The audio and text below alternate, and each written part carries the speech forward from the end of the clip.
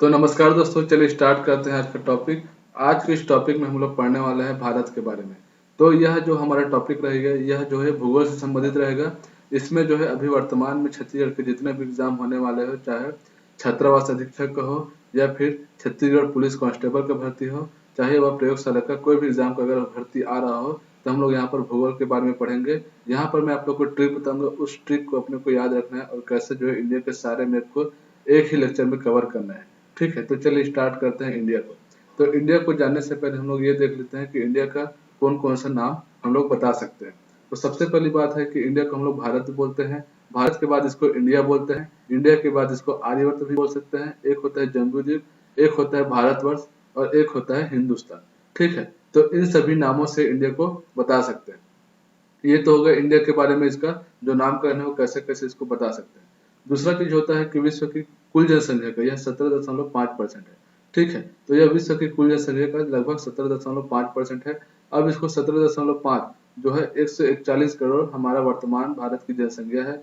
और 8 अरब के आसपास विश्व की कुल जनसंख्या पहुंच गई है, जिसका 17.5% भारत का जो जनसंख्या है वो उसको बताता है। ठीक है, तो 141 करोड़ जनसंख्या वो भारत की जनसंख्या है, जो विश्व की कुल जनसंख्या का लगभग 17.5% है। दूसरी चीज है कि जनसंख्या की दृष्टि से भारत में सबसे जो बड़ा राज्य है वो उत्तर प्रदेश है। ठीक है, तो उत्तर प्रदेश जो है जनसंख्या की दृष्टि से सबसे बड़ा राज्य है। दूसरी चीज क्या है कि सबसे छोटा जो राज्य है वो सिक्किम है। ठीक, तो सबसे छोटा जो राज्य है वो सिक्किम अपने को याद रखना है। ठीक है, ये तो हो गया जनसंख्या के बारे में और विश्व की कुल जनसंख्या जो कितनी है भारत के हिसाब से उसको बता चुके हैं।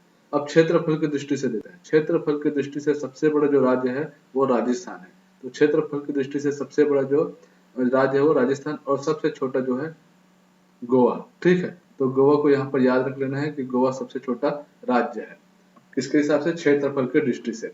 अब देखते हैं कर्क रेखा। देखिए, कर्क रेखा को जानने से पहले हम लोग इसकी कुछ और चीजें उसको हम लोग जान लेते हैं कि भारत की जो संस्कृति है, भारत की जो संस्कृति है वो कौन सी संस्कृति है, वैदिक संस्कृति है। और इनकी जो भौगोलिक स्थिति है वो नॉर्थ मतलब जो उत्तरी गोलार्ध है। ठीक है, उत्तरी गोलार्ध जैसे कि यहाँ पर सबसे नीचे में क्या है, जैसे पृथ्वी का, जैसे यहाँ पर पृथ्वी है तो पृथ्वी के जो बीच वाले जो रेखा को बोलते हैं भूमध्य रेखा। भूमध्य रेखा के ऊपर में हमारा कर्क रेखा आता है, फिर इसके भूमध्य रेखा के नीचे मकर रेखा आता है।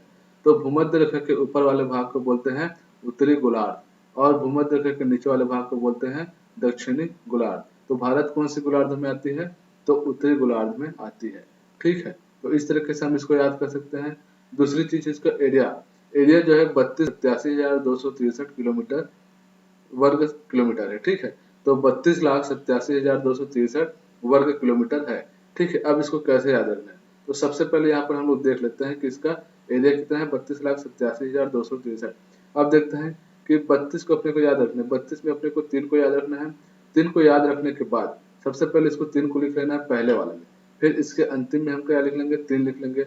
अब 3 लिखने के बाद इसके एक अंक को छोड़ना है और इसके जस्ट आगे 2 लिखना है और इस 3 के आगे जो पहले वाले 3 लिखे थे इसके पीछे अपने को 2 लिखना है।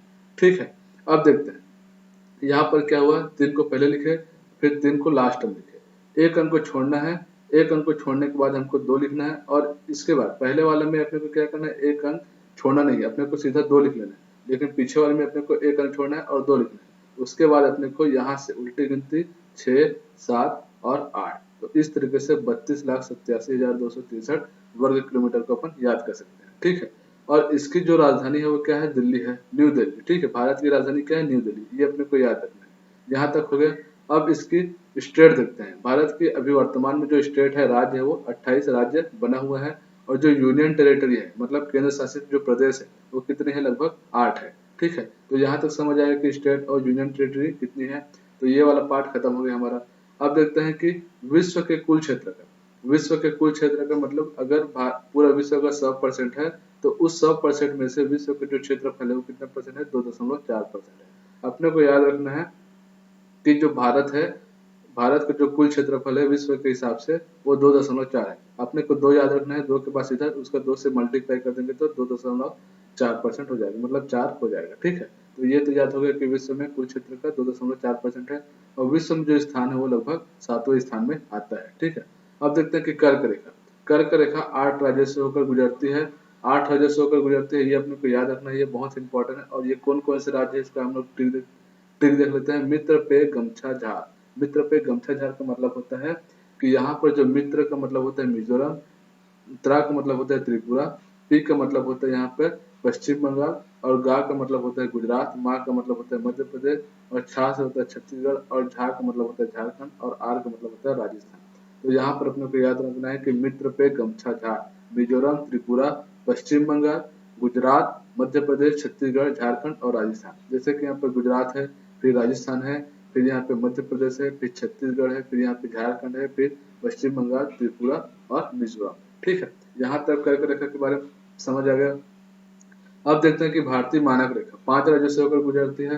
भारतीय मानक रेखा का मतलब होता है एक स्टैंडर्ड टाइम होता है जहाँ से पूरे भारत का टाइम जोन डिसाइड होता है। ठीक है, तो इसका भी एक ट्रिक है याद करने का कि माँ 36 लोगों के साथ यूपीआई। माँ का मतलब होता है एम में क्या हो जाएगा मध्य प्रदेश, ए का मतलब हो जाएगा आंध्र प्रदेश, और 36 में छत्तीसगढ़, और यूपी का मतलब होता है उत्तर प्रदेश, और आई का मतलब हो जाएगा यहाँ पे ओडिशा। ठीक है, तो एम का मतलब समझ आया मध्य प्रदेश, ए का मतलब आंध्र प्रदेश, ठीक है, और 36 मतलब छत्तीसगढ़, यूपी मतलब उत्तर प्रदेश, और आई का मतलब ओडिशा।